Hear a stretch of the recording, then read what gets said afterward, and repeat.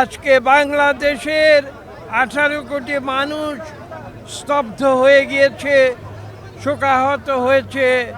তারা জানে না তারা কি বলবে। তার উপরে জুলুম হয়েছে, নির্যাতন হয়েছে, কিন্তু কোনোদিন তিনি অন্যায়ের কাছে মাথা নত করেননি।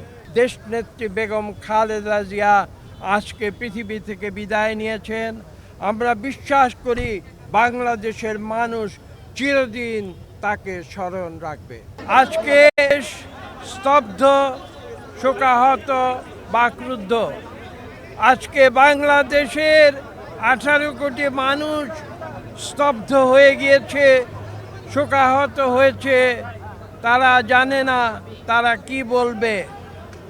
আজকে একটি যুগের অবসান হয়েছে। দেশনেত্রী বেগম খালেদা জিয়া, যিনি গণতন্ত্রের অতন্দ্র প্রহরী হিসেবে তার জীবনের একটি অংশ তিনি বাংলাদেশের মানুষের জন্যে বিলিয়ে দিয়েছিলেন। আপনারা জানেন 1982 সালে শহীদ প্রেসিডেন্ট জিয়া রহমানের তিরোধানের পরে রাজপথে নেমে এসেছিলেন দেশনেত্রী বেগম খালেদা জিয়া গণতন্ত্রের সৈনিক হিসেবে। তিনি রাজপথে ছিলেন, তিনি সম্মুখের দরজা দিয়ে রাজনীতিতে প্রবেশ করেছিলেন। তিনি অন্যায়ের সঙ্গে কোনোদিন আপোষ করেননি, তাই নীতির প্রশ্নে তিনি ছিলেন আপোষহীন। তার উপরে জুলুম হয়েছে, নির্যাতন হয়েছে, কিন্তু কোনোদিন তিনি অন্যায়ের কাছে মাথা নত করেননি, কোনোদিন আপোষ করেননি।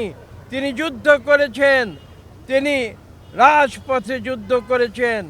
যখন 2009-এর পরে যখন স্বৈরাচারী আওয়ামী লীগ সরকারে নির্যাতন, অত্যাচার, মিথ্যা মামলা তার উপরে নেমে এসেছিল, তখন অনেকে তাকে পরামর্শ দিয়েছিল যে আপনি কেন এই কষ্ট আপনি সহ্য করছেন।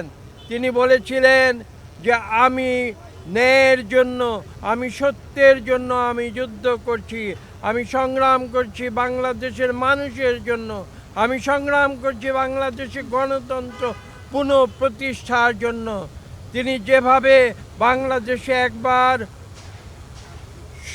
সেনা শাসন থেকে অব্যাহতির জন্যে এদেশে যুদ্ধ করে পার্লামেন্টারি গণতন্ত্র ফিরিয়ে এনেছিলেন, ঠিক একইভাবে পরবর্তীতে 2024-এর ছাত্র জনতার আন্দোলনের পূর্ব মুহূর্ত পর্যন্ত তিনি গণতন্ত্রের জন্য সংগ্রাম করে গিয়েছেন স্বৈরাচারী আওয়ামী লীগ সরকারের বিরুদ্ধে, এবং তিনি সেই যুদ্ধে নিজেকে বিজয়ী বলে তিনি প্রমাণ করেছেন। আজকে আমি যে কথা বলেছি, তিনবারের প্রধানমন্ত্রী, বাংলাদেশের প্রথম নারী প্রধানমন্ত্রী, বাংলাদেশের নারী শিক্ষার জন্যে যিনি সবার আগে কথা বলেছিলেন, সেই দেশনেত্রী বেগম খালেদা জিয়া আজকে পৃথিবী থেকে বিদায় নিয়েছেন।